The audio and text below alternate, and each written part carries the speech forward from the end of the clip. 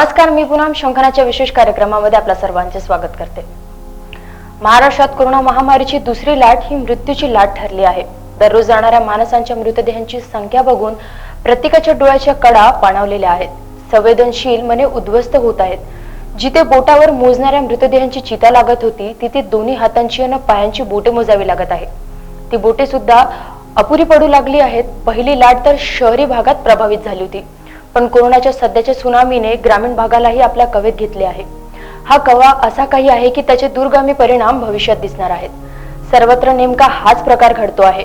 मृत्यू थांबत नाही, रुग्णांवर योग्य उपचार होत नाहीत। एकीकडे औषधांचा तुटवडा व दुसरीकडे रेमडेसिवीरवरनं होणारे राजकारण। राज्यातील राजकारणाची पातळी इतक्या निच्चांकीवर जाईल असे वाटले नव्हते। रेमडेसिवीर इंजेक्शन हे कोरोनासारख्या आजारावर संजीवनी ठरत आहे असा मानस जनसामान्य व्यक्तीमध्ये आहे। तर नेमके रेमडेसिवीर इंजेक्शन कितपत फायदेशीर आहे हे या निमित्ताने आम्ही तज्ञ डॉक्टर यांच्याकडून जाणून घेतले। से लोगों ने किस तरीके से लड़ना चाहिए, इन चीज़ों को प्रिकॉशंस के मतलब पैमाने पे ध्यान में रखना चाहिए, क्योंकि सेकेंड स्ट्रेन फर्स्ट से बहुत ज़्यादा इफेक्टिव है। डेथ रेट बढ़ रहा है, पॉजिटिविटी बढ़ रही है पेशेंट्स की, तो क्या करेंगे? आप अभी देखेंगे कि ये सेकेंड वेव में समय में ये पहले जो हम बोलते थे कि सिर्फ सीनियर सिटीजन्स को अफेक्ट करेगा, जिनको कोमॉर्बिडिटीज़ उनको अफेक्ट करेगा, ऐसा नहीं है। अभी यंगस्टर्स को भी आ रहा है, इनके भी HRCT स्कोर ज़्यादा हैं।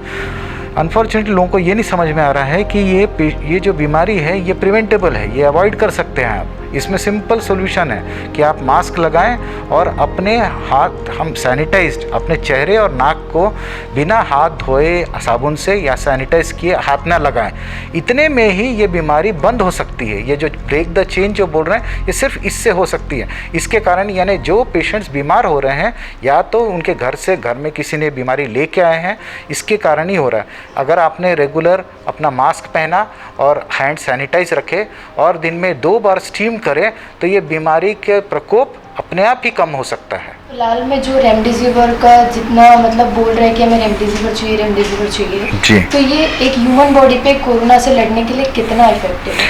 नहीं, ये जो इंजेक्शन है रेमडेसिवीर का ये मॉलिक्यूल कोरोना के अगेंस्ट में बिल्कुल काम करता है। बस पर ये जो एक हाइप क्रिएट हो गया है ये ठीक नहीं है, क्योंकि ये इंजेक्शन जो है ये शुरुआत के अभी जो सेकेंड सर्ज में जो देख रहे हैं हम लोग, ये पहले के 7 से 9 दिन के अंदर में अगर ये इंजेक्शन दी गई तो ये असरदार रहती है।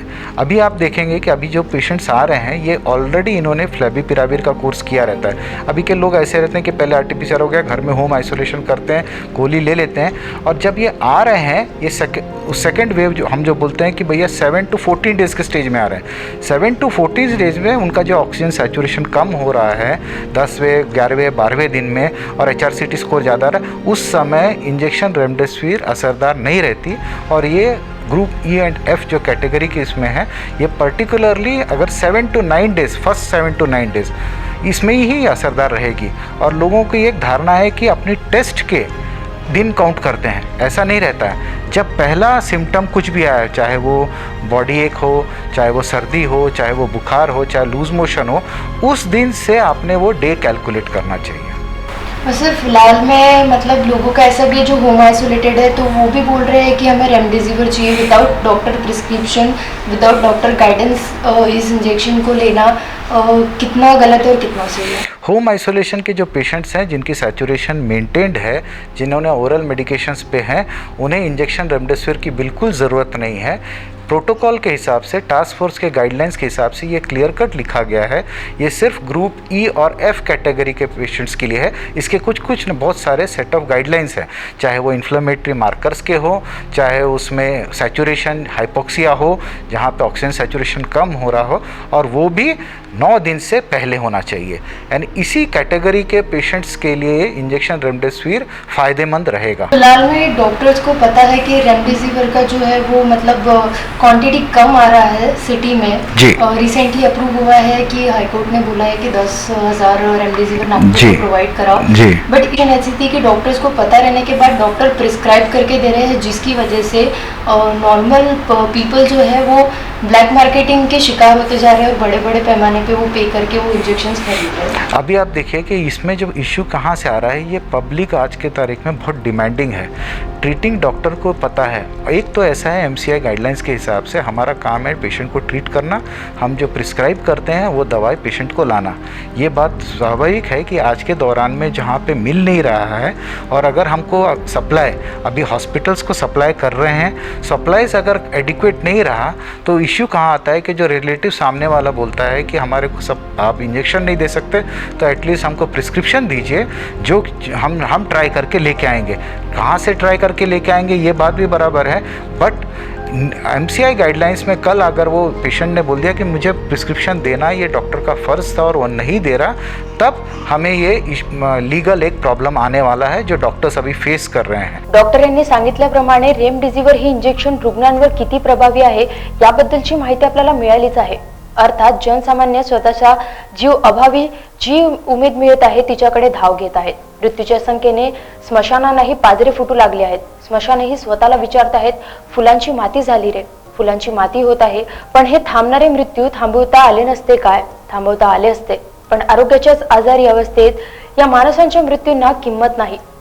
असेच सध्याच्या राजकीय व्यवस्थेवरून दिसून येते। नागपुरातील राजकारण वातावरण तापले असताना सध्या राजकीय व्यक्तींची यावर काय भूमिका आहे याबद्दल सुद्धा जाणून घेऊया। सध्या जे रेमडेसिवीरवरनं केंद्र सरकार आणि राज्य सरकारमध्ये राजकारण सुरू आहे असं सगळीकडे न्यूज सुरू आहे, किंवा होऊ शकतं की असं असेलही। त्याचा नागरिकांना काय त्रास होतो आणि तुम्ही जे काम करता त्यावर तुम्हाला काय अनुभव होत? नाही, मी ॲज आता एक नगरसेवक फक्त म्हणून बोलून मी भले भारतीय युवक काँग्रेसचा राष्ट्रीय सचिव आहे, पण मला असं व्यक्तिगत वाटून राहिलं की कारण की ज्या पद्धतीने आता समजून आलं युवक काँग्रेसच्या माध्यमातून युवक काँग्रेसचे जितके आमचे चमू आहे हे 65 लोकांची टीम जी आहे ही ग्राउंडवरती जेव्हा काम करून आली, मेडिकलमध्ये, मेयोमध्ये, खाजगी रुग्णालयांमध्ये आणि प्लाझ्मा काय म्हणते अवेलेबल करून देण्याचं पण जी काम करून देऊन आली, तर आम्हाला व्यक्तिगत असं वाटून राहिलं की यावेळी जे आहे यावेळी आपण केंद्र सरकार, राज्य सरकार यांनी फेविकॉलचं एक फेविकिकचं एक बॉन्डिंगसारखं काम केलं पाहिजे। एक बॉन्डिंगसारखं काम केलं पाहिजे। रेडमिसिव्हिर जे आहे आम्ही वृत्तपत्र आम्ही वाचून नाही शकून राहिलो, सोशल मीडियावरती आम्ही काही पाहू शकून नाही राहिलो, कारण की दर मिनिटाला समजून त्याला एक दोन जर कॉल जर घेत असेल तर आताही माझा फोन आहे, कुणाल खडकी माझा फोन, माझा जो सहकारी आहे तो निरंतर 24 तास माझ्यासोबत राहून राहिला।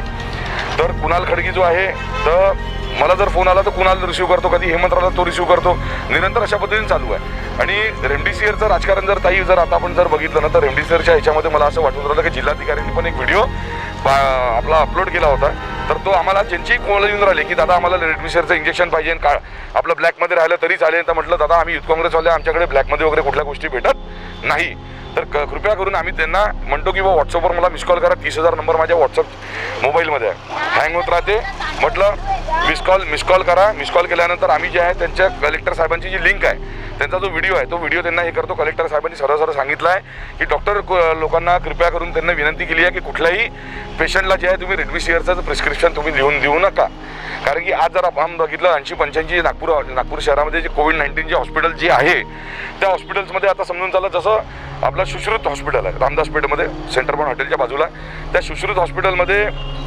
तरुणदाराच्या बाजूला आपलं 50 बेड आहे, पण 50 बेड राहिल्यानंतर पण 30 बेड अजून ॲक्सिसमध्ये त्या लोकांनी तिथे घेतलेलं आहे। म्हणजे ज्या पद्धतीची आज परिस्थिती पाहून म्हणजे पूर्णपणे सुश्रुत हॉस्पिटल जे 90% जे हॉस्पिटल जे आहे ते पूर्णपणे सहकार्यपद करून आले। फक्त 10% जे हॉस्पिटल आहे 10% हॉस्पिटलमधले जे डॉक्टर आहेत ते लोक कुठं ना कुठं लुटमारी करून राहिले, आणि याचा त्यांना उत्तर पण येणाऱ्या कोरोनानंतर त्यांना आपण देऊ युथ काँग्रेसच्या माध्यमातून। पण 90% जे इमानदारीने खाजगी पण डॉक्टर जे काम करून राहिले, सुश्रुतमध्ये 50 बेड तरी पण त्यांनी तिथे 30 अजून वाढून घेतले। अलॉटमेंट 50ची आहे बेडची, रेमडेसिवीर तिथे किती येऊन आले 18, 20, 22। तर त्याच्यामुळे हा कोटा जो आहे केंद्र सरकारच्या माध्यमातून राज्य सरकारला, कारण की आता आपल्याला सर्वच माहिती आहे आपण आरोप प्रत्यारोप कोणावरती करू नये की कोणी काय म्हणते, आपण इथे पाठवल्यानंतर कोण काय म्हणते, काय कोण म्हणत होतं की बा इथे तुम्ही इंजेक्शन जर तुम्ही पाठवलं तर तुमचा आम्ही परवाना रद्द करून देऊ, या सर्व भानगडीमध्ये आपल्याला पडायचं नाही आहे। काँग्रेस, भाजप, राष्ट्रवादी, मनसे, बसपा आणि सर्व जे सामाजिक संस्था आहेत सर्वांनी मिळून यावेळी एकत्र येऊन आपण काम केलं पाहिजे।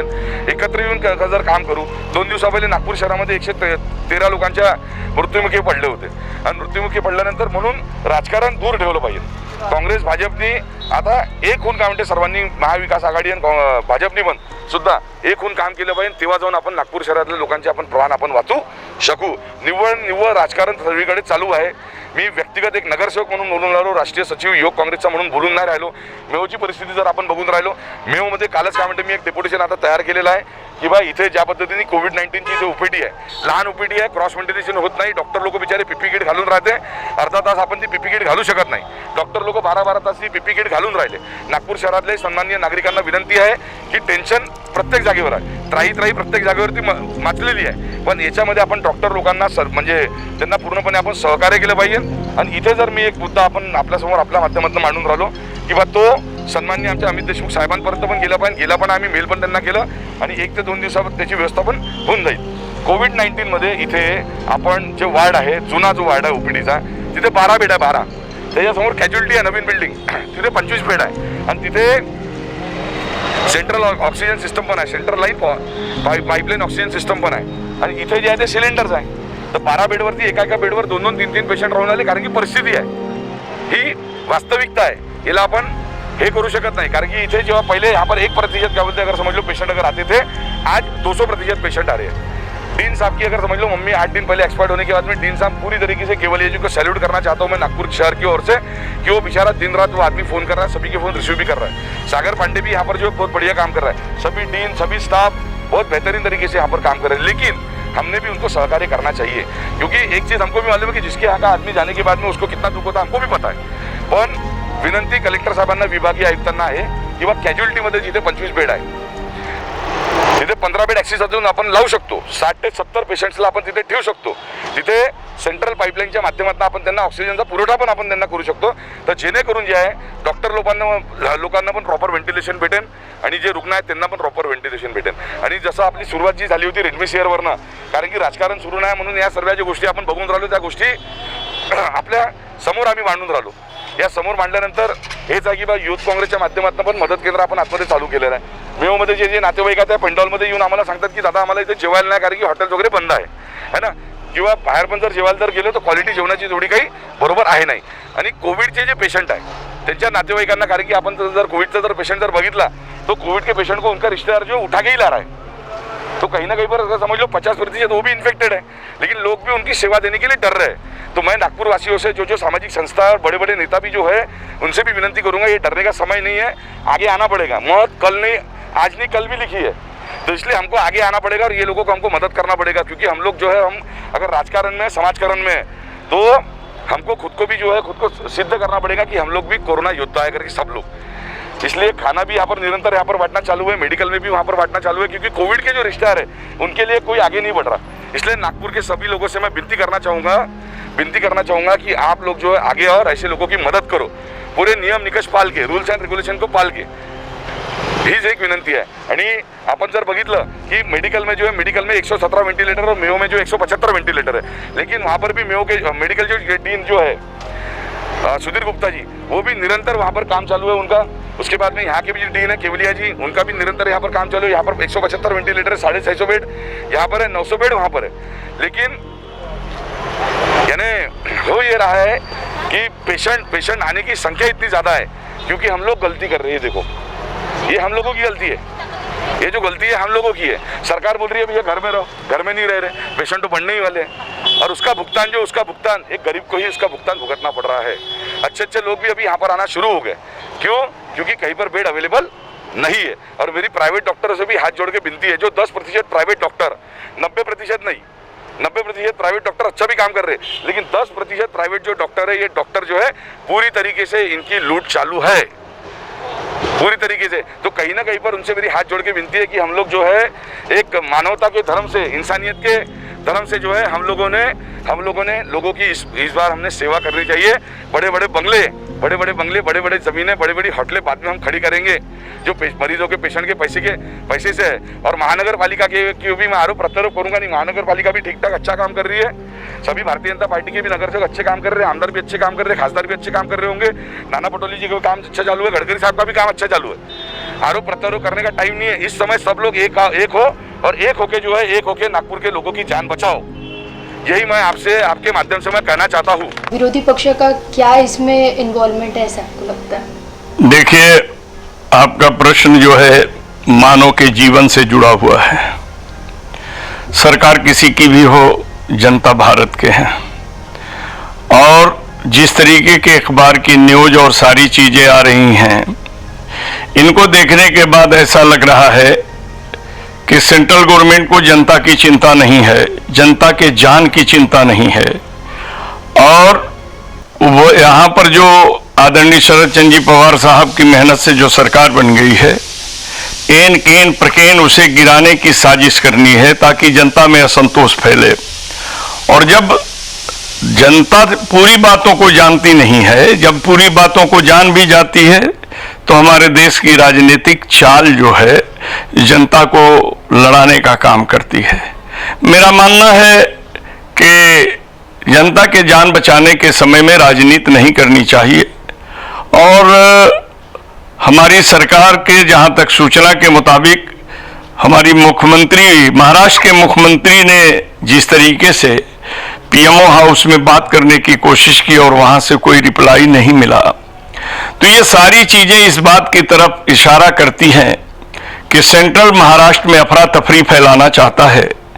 चाहे वो रेमडेसिविर नाम के इंजेक्शन की बात हो या जनता में किसी तरह असंतोष फैला करके गलत आरोपों को लगा करके सरकार में के प्रति जनता को विरोध में करके एक नया खेल खेलने की साजिश कर रही है। मेरा तमाम नेताओं से, चाहे वो किसी दल के हों, लेकिन वो इंसान है, इंसानी और मानवता के रूप में मेरी अपील है कि राजनीति जनता के लिए की जाती है, जनता से नहीं की जाती है, जनता के जान से नहीं की जाती है।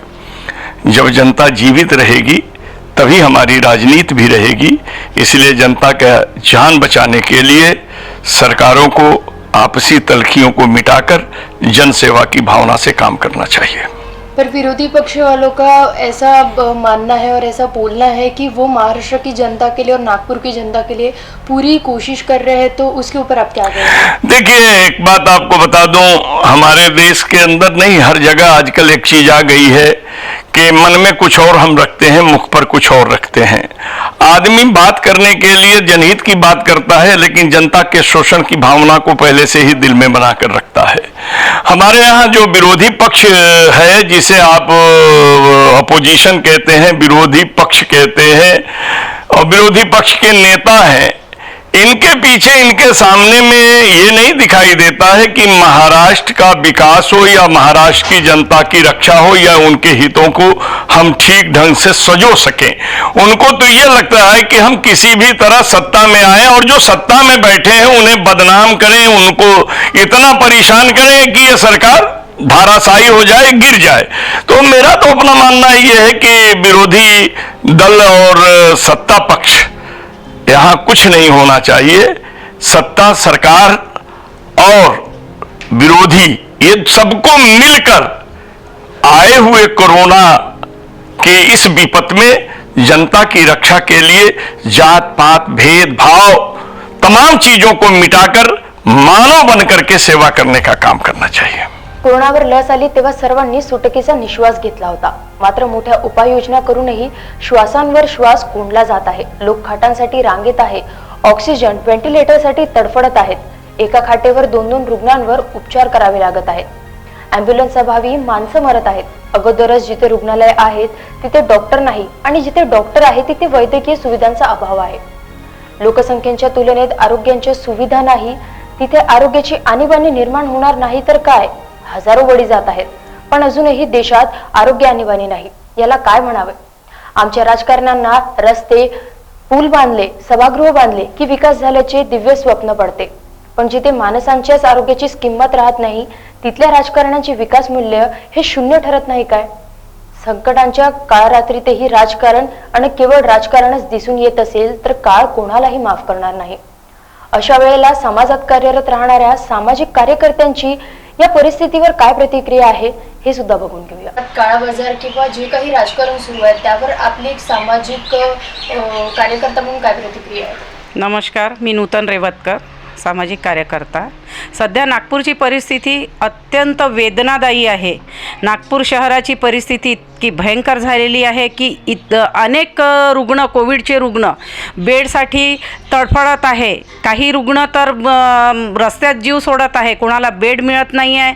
किंवा आज रेमडेसिवीर इंजेक्शनची जी परिस्थिती आहे आपण बघत आहे की अनेक लोकांना डॉक्टर्स प्रिस्क्रिप्शन लिहून देत आहेत पण बाहेर ते मिळत नाही आहे. तर हा काळा बाजार कुठेतरी सुरू आहे नागपूर शहरात.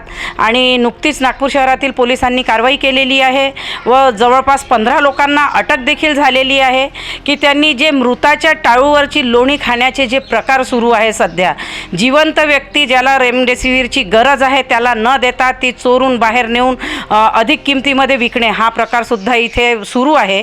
नागपूर शहराच्या महानगरपालिकेमध्ये भारतीय जनता पक्षाची सत्ता आहे आणि कुठेतरी मला असं वाटते की ह्यांनी, भारतीय जनता पक्षवाल्यांनी राजकारण सोडून आज जनतेच्या जीवाला काय त्रास होतो आहे त्यांच्या जनतेसाठी त्यांनी पाठीशी उभं राहायला पाहिजे.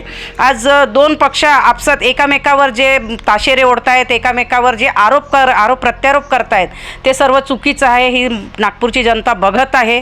महाराष्ट्राला रेमडेसिवीर द्यायचे नाही असं केंद्राकडून पण आदेश होते.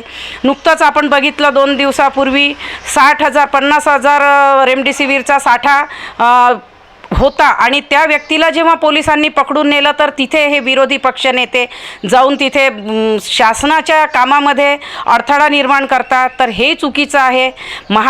तुम्ही महाराष्ट्रात राहता आणि महाराष्ट्राच्या जनतेशी दगा करता, ही महाराष्ट्राची जनता बघत आहे. सध्याच्या परिस्थितीमध्ये मला असं वाटते की तुकाराम मुंडेसारखे एखाद्या व्यक्तीला इथे स्पेशल ऑन ड्युटी म्हणून जर आणलं तर तेव्हाच ही परिस्थिती सुधारेल. कारण की सध्या आम्हाला महापौर दिसत नाही आहे किंवा जे आयुक्त आहेत ते सुद्धा दिसत नाही आहे. सर्व इथे भोंगळ कारभार सुरू आहे. कागदोपत्री दाखवत आहेत की आम्ही सर्व हॉस्पिटल्सला रेमडेसिवीर देत आहे पण तसं काहीही नाही आहे. कुणाला मिळत नाही आहे व जिथे आहे तिथे लोक चोरी करून काळा बाजार करतायत. पक्षांना जर समाजाला, जनतेला मदत करायची आहे, खरंच त्यांना रेमडेसिवीर मोफत द्यायचे आहे तर ते राज्य शासनाला का माहिती नाही? कुठेतरी आपण जे कायदा पण सर्वांसाठी सारखा असतो, आज काळा बाजार होत आहे आणि ते सहसा मिळत नाही आहे. तर असे इंजेक्शन्स राज्य शासनाला माहीत न होता कुणी व्यक्ती साठा करून ठेवतो आणि विरोधी पक्षाचे लोक म्हणतात की नाही आम्ही आमच्या परीने ते लोकांना मोफत देणार होतो. तर शासन कुठे पैसे घेत आहे? ते सुद्धा मोफतच देत आहेत ना. तर मग फक्त हे स्वतःची पब्लिसिटी करायचा हा काही फंडा तर नाही आहे. कुठेतरी विरोधी पक्षाची भूमिका संशयास्पद आहे, चीड येण्यासारखी आहे आणि हे सर्व नागपूरची जनता बघत आहे. महाराष्ट्रात महामारीचे संकट कोसळले असताना माणसांचा जीव वाचवण्याऐवजी राजकीय नेते राजकारण करण्यात मशगूल आहेत. खरे तर पक्षीय मतभेद बाजूला सारून प्रत्येक राजकारण्यांनी एकत्र येण्याची ही वेळ आहे. महामारी गेल्यानंतर तुमचे राजकारण होतच राहणार आहे पण कमीत कमी संकटांच्या काळात तरी लोकांना आधार द्या. निवडणूक असते तेव्हा राजकीय पक्षांच्या कार्यकर्त्यांच्या झेंड्यासह लाटांवर लाटा उसळतात. मात्र रुग्णालयात खाटा नसल्याने घरीच तडफडून मृत्यू झालेल्यांच्या श्वासालाही थांबवता येत नाही. हे मानवी राजकारण आहे काय? माणसंच शिल्लक राहिली नाही तर तुमच्या झेंड्याला कोण विचारणार आहेत? नक्कीच अशा वेळेला महत्वाची ठरतात ती म्हणजे जनसामान्य जनता. आणि या प्रसंगी आपले मत मांडले आहे ते जनसामान्य नागरिकांनी. तर काय त्यांचे मत आहे बघूया. आपके घर में भी केसेस निकले होंगे तो क्या सिचुएशन हुई थी? मेरे फ्रेंड्स एंड फैमिली में ये केस सिचुएशन निकला है. अभी कुछ दिन पहले, 4-5 दिन पहले वो कोरोना से ग्रस्त हुए. उनको डॉक्टर ने बताया कि वो ऑक्सीजन लेवल उनका कम हो गया था जिसके कारण उनको एडमिट करने की बारी बता दिया गया था. और जब उन्हें यानी प्रिसिशन में हॉस्पिटल में बताया गया कि रेमडेसिवीर जो इंजेक्शन है जो अभी सबसे ज़्यादा चल रहा है कोरोना के लिए, वो इंजेक्शन हॉस्पिटल में अवेलेबल नहीं है और आप कहीं ना कहीं से बाहर से अवेलेबल करके लाइए. जब मेरे फ्रेंड्स को ये मालूम पड़ा तो मेरा फ्रेंड बहुत ज़्यादा उसमें पैनिक हो गया कि कहाँ से लाना और कैसा करना. क्योंकि जिस तरीके से पॉलिटिक्स चल रही है, हम देख रहे हैं कि हमारे राज्य के अंदर जो पॉलिटिक्स चल रही है कि केंद्र बोलता है कि यहाँ पे अगर आप रेमडेसिवीर इंजेक्शन दोगे तो आपका लाइसेंस कैंसिल हो जाएगा.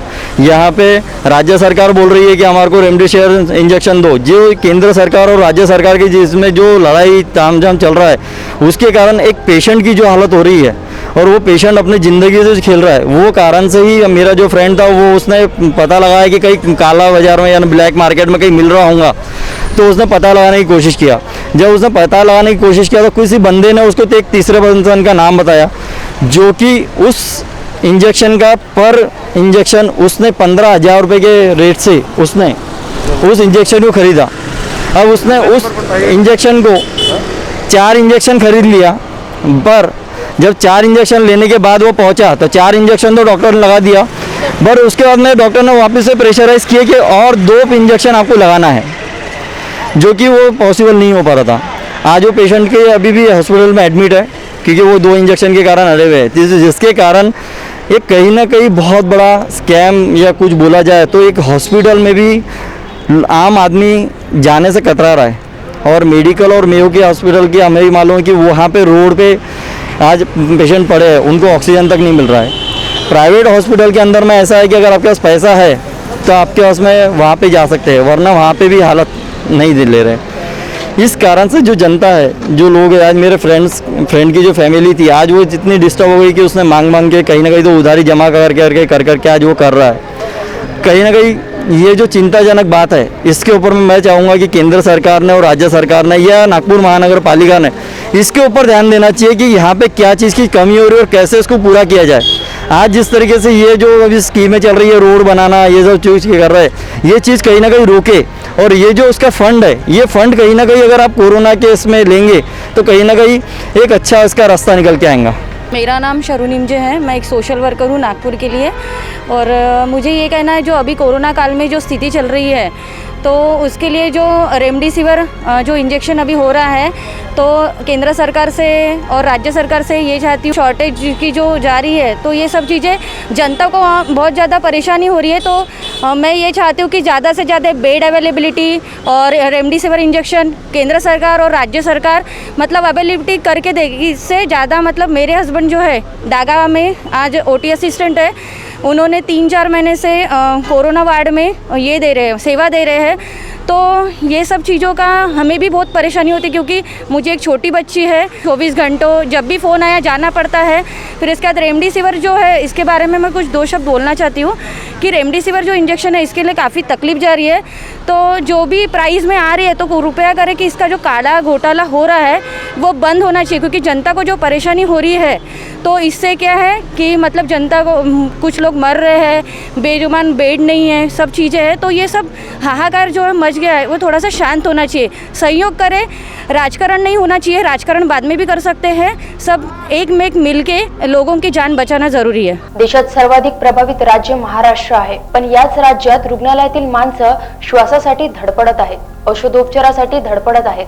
आमचे राजकारण एवढ्या गलिच्छ पातळीवर गेले आहे की माणसं केवळ श्वासासाठी मरत आहेत, हे सुद्धा आपल्या ध्यानात राहत नाही। विशेषतः रेमडेसिविरच्या साठ्यावरून भाजप आणि महाविकास आघाडीच्या नेत्यांमध्ये कलगीतुरा रंगला आहे।